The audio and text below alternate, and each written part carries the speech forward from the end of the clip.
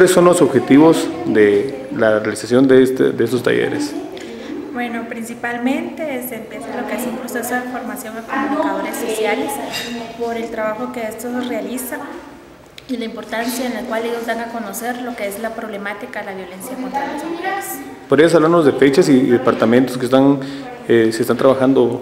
Se inició en la ciudad de Guatemala, luego en el año 2009 se dio la segunda jornada que se inició a nivel departamental y fue en la ciudad de Quetzaltenango, abarcando con comunicadores sociales del departamento de Quetzaltenango.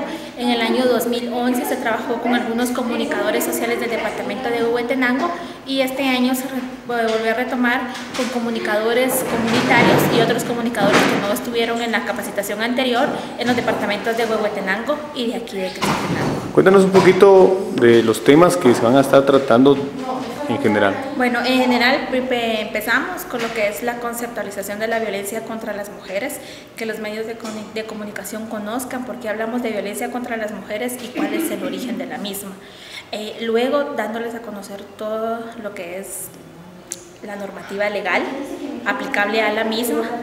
Y luego también tenemos lo que es aportes, insumos para poder mejorar lo que son las coberturas.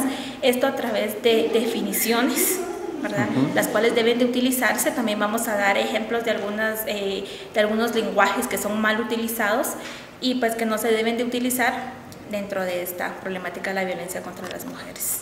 Y pues también dentro de lo mismo lo que queremos es que los medios de comunicación difundan lo que es la prevención de la violencia contra las mujeres a través de lo que nosotros tenemos una campaña que es la violencia contra las mujeres no es natural y esperamos que los medios de comunicación que asistan a este proceso de formación pues que sea de su interés darlo a conocer a la población y pues puedan difundirlo, ¿verdad? Lo tenemos en spots radiales, televisivos y lo tenemos en 4 idiomas.